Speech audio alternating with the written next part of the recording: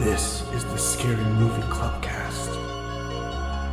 Live from the clubhouse, it's Scary Movie Clubcast. This is Nadine. And Amanda. And tonight we watched Grave Encounters 2. And I guess I also have to give this up. So Grave Encounters 2, classic follow-up to the original Grave Encounters.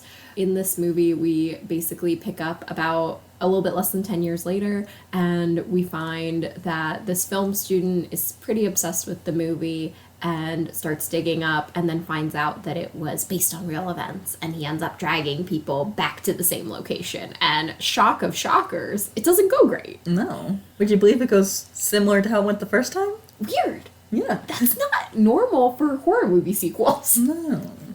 Oh, and Amanda has some fun facts for us. I'm sorry. My fun facts are really disappointing. There's not a lot of facts out there about this movie. I'm sure. It's a straight-to-video kind of thing. Do you have the name of the person who picked the wig? No, I don't. Unfortunately, I know we're all dying to get some wig advice from this person, but... Was it Moira? Moira would never do that bad of a wig. No, she would never. She'd be like, this is why people who aren't trained can't handle us. I can tell you that the 4914 122 48 ordinance is the actual location of the asylum. Fun. It's actually the name is Riverview Hospital on British Columbia in Canada. And this movie was written by the Vicious Brothers, and I read a few interviews by them, and I don't know if it's just my mood, this movie, but I found them insufferable. Some people be. So, they wrote this movie because they were like, I mean, obviously the success of the first one. It was a big viral success, and then they were thinking that they just left a lot of unanswered questions in the first movie. Did they? No. But that they wanted to have a script that had a more detailed plot and could delve further into the mythos that we created, but never fully paid off in the first film. A resounding failure. Yes. I'd say. Didn't quite hit the mark. Guys, Amanda just got back from Utah, and so... My sinuses are dried out and I'm dying. Yeah, it's fine. So when it came right out around the time of The Blair Witch 2. I've never seen that. It's not good. I'm sure. Honestly, the first one gets a lot of undeserved credit. Yeah. It's mostly the viral marketing campaign that was really the cherry on top there. Yeah. Like, it's exactly okay. Yeah. In these interviews, they're like constantly being like, oh, are you worried about being compared to this movie? Because it's like another found footage thing. These guys have a lot of gall. They didn't really think that The Book of Shadows is the subtitle for the Blair Witch 2. That one staying true to the found footage genre. They like go on this one interview about the opening of it, and they're like, the opening was so good, and like it's probably done by the original people who did the first one and all this, because the first few minutes are the only like good parts of that movie. Anyway, in these interviews, they keep trying to compare themselves to Wes Craven. Dreamers. Yeah, what a joke. Yeah. For like this movie, they're obsessed with the idea of it being like meta horror. They're like, no one's done meta horror right. Yeah. Rude. Yeah, they're like, we're gonna be the ones, we're gonna get it right. We're gonna do it. That's so dumb. First off, people have gotten it right, and this was not it. No. When Amanda and I went to go see Malignant in theaters, we really, at least I, for the first like solid 5 minutes or so, I genuinely thought it was like meta horror, and I was like, oh, they're gonna be like, we're watching a horror movie in a theater, it's so funny. And then it was like, no, it's just this bad. I can't believe how like good the ratings are in that movie. People had bad taste. The Vicious Brothers think that having the protagonist Alex be obsessed with horror movies and like authentic horror gives this movie, I don't know, some sort of credit or something, just because they list a bunch of horror movies in it. Not even like an insane amount or anything, in my opinion. And not even deep cuts. But anyway, the idea behind the protagonist, Alex, they got a lot of that inspired from, Ortez says, his and Minnie Han's own film school kookiness. And they feel like in part Grave Encounters is about Alex finding his own voice as a filmmaker as he struggles with his own meandering student film, which doesn't have its own identity. Also, I love that he said kookiness, like, so much. Also, Alex's voice as a filmmaker is pretty murdery. Yeah, literally. And so the Vicious Brothers had, like, written 3 or something films together, and they were all, like, impossible. Like, they finished them, and they're like, we don't have the budget for this. We can't make these. And so they wanted to make a movie on the cheap, basically. And they were watching a Ghost Hunters thing, and that's how they got the idea for Grave Encounters. But I thought this was just funny because they got the location idea from a Papa Roach video. Minnie Han had shot a Papa Roach video at the asylum location before. Part of why they made Alex like a vlogger and YouTuber, not just a film student, was because of the first film's success online and the trailer getting 20 million plus views. That is impressive. Yeah, and that's why they wanted to open it with the YouTube reviews of the first movie for that meta angle that they wanted so bad. You know what would have been great is if they had gotten the permission from, like, actual people who had done reviews and, like, used the real ones. That would have been... Yeah, that would have been better. And I'm sure it honestly wouldn't have required that much work. You know, like, people would have said yes. Yeah, shoot them a message. Yeah. An email, a YouTube comment on their video. Yeah. But yeah, that's all my fun facts, because I really couldn't read any more of these guys talking about how meta this was and Fair how they enough. do meta right. And like comparing themselves to like other way better found footage movies. But they did it right. Insane. Okay, so great fun facts, Amanda. Thank you. Now Don't lie to me, they were not great. Well, it's really hard to say because I don't even know how many there were since we started. Even though there were probably only like 6 of them. If that. That's being generous. I was being generous. Let me drink my tea in peace. Alright, guys, I made a face for it since we will never put video out for you guys. We'd be making big dollars. Oh, so much. And even, I mean, so much. And you'd have to be, like, specifically paying me to do video. Yeah. Someone else is editing that video though too. Oh, yeah. Oh, my nightmare of nightmares. I had to listen to one of my stand-up sets today, and I was like, kill me. Okay, scares. You did get scared at one point. Yeah, and that's when the German woman caretaker of that old lady walked in. I was like, another old lady! Amanda's like, ages everywhere! And then I got a little surprised when that one guy got thrown out the window. Because we know people don't go out, they stay in. Yeah. Although they did foreshadow it by being like, ethnic people be dying first. Really though? That was really, funny. though. That was meta and a little bit fun. As soon as they said it, I was like, yeah, you're gonna do that. Yeah. I'm not sure that there was anything at all scary for me. It's tough. I guess it was maybe not scary, but like a little unpleasant when he was like beating the life out of her with the thing. With the camera, yeah. Yeah. That was not nice. I didn't like it. I know. All she ever did was try to love him. I know. I really wish the ghost had like ganked him right then. Yeah. But now he got to make it out. No. He moved to LA. And that's what happens when you let men write movies. Yeah, it is. It really, really is, though. Because if we'd written it, obviously, ghost comes, he's gone. She walks out with the film. She's a star. Yep. She was so ready to be a star, That was too.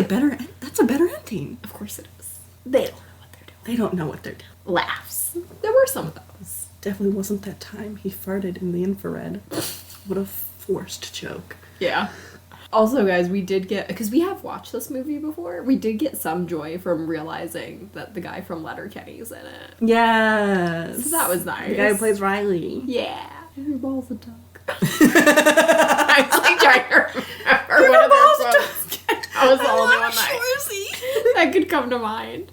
I'm glad it hit so well. It was kind of funny when he was like, dude, I'm not gonna put on that dress. Cut to him wearing the dress. Dude, That I'm was not good. gonna go out and buy. Yeah. I did like that. That was good. That's the best part of the movie. It should have been a college humor movie where these two dum-dums are going around town. And this one guy is clearly oblivious to this fact that this cute girl likes it and he'd rather be at home jerking it. Ugh.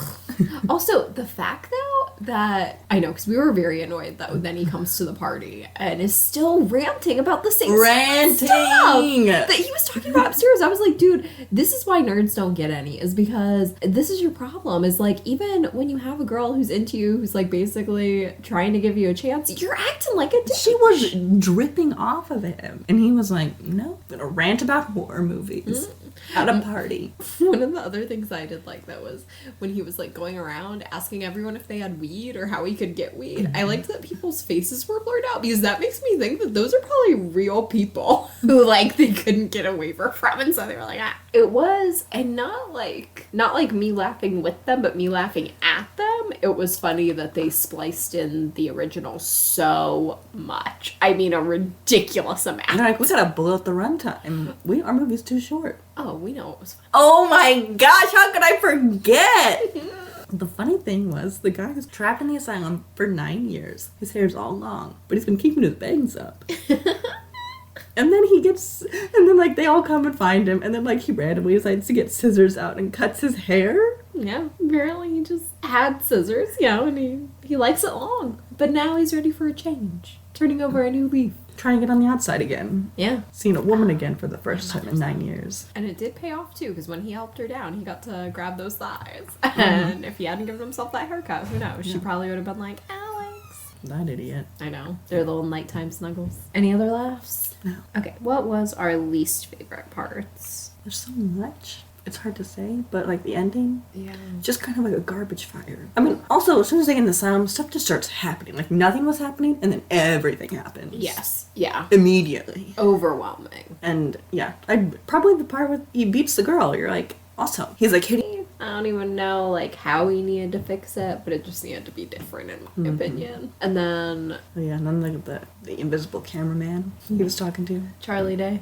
Green Man. Green Man. Favorite parts. I do think that both of the murders were done well in a way that like it was yeah. kind of hard to watch. You know, like it, and a murder should be hard to watch. So that was good. Yeah, I really did like the attention to detail when they showed the corpse of Riley's corpse eyes. Yeah, when they showed Riley's corpse eyes, it was very, very spot on. He looked like he had been strangled. He sure did. It was good. And good Believable. job for that actor, too, because so still. Did not budge. I mean, if we take the movie off into like just a late night comedy direction after they go to the Halloween party, that part was fun. Plot quality.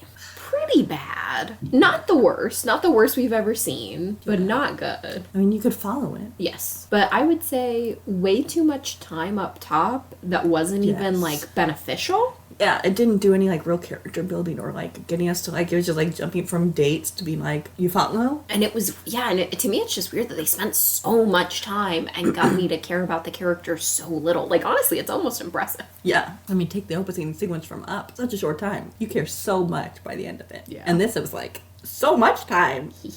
And I couldn't wait for them all to die. Yes. As far as sequels go, a little bit worse than the first, I guess. Yeah. But to me, not like such a big disparity. Because Yeah. the first isn't all that great. I mean, the first is pretty great, like, when you see it for the first time. I know, it's kind of fun to, like, see this, like, obviously, like, cheesy ghost hunting show where, like, they're faking it, and then it become real. It's, like, kind of a fun idea, but this one is more of a hot mess. I think it's them being trapped in the asylum goes on too long in the first one. Yeah, that's fair. Do we want to rank this out? Also, just for our own peace of mind, because I know we like to know this, the first one we ranked out of Odorless Tubs of Blood. You gave it a 3, I gave it a 2.7. Oh, surprisingly, no tubs of blood. We just Yeah, flashed just the back to empty the old tub. one. Yeah. And then they didn't go back. They didn't say, fill her up. It's been all the tub money on green suits. And wigs. That like matchmaking asylums.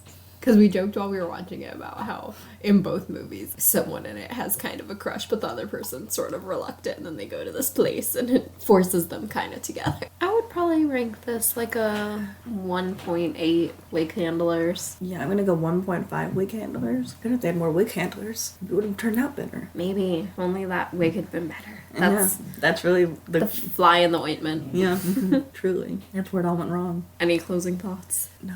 Alright, you can follow us on Facebook, Instagram, and Twitter at Scary Movie Clubcast, and subscribe to our channel on YouTube. See you next movie night, and don't forget, there are 42 days till Halloween. Bye! Bye.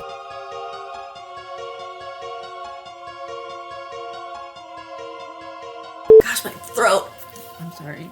This is what happens when you go to Utah, guys. It's so horrible. dry. Just stay home. Driest place on earth. Never recover. I didn't really take a lot of time with this because I was just so annoyed, and we were literally watching the movie because I didn't know I had those effects because I didn't know what movie we were watching until we sat down. As if you couldn't have asked. No, I mean, don't try to make it sound like that. Look, I wasn't thinking. I was busy at work. I don't know. It's fine. It doesn't matter. We'll cut that part out, though, because we were professional. Yes. Hey, give me more cough drops, please. Sorry, right here. Yeah. I can't wait to edit out all my coughs. We're so sad. My I'm sad throat. for you. I don't know why. It's like waited till we started recording, and worse. it's like I'm we're not with my doing burst. this. You want me to make you some soup? It's pot roast soup.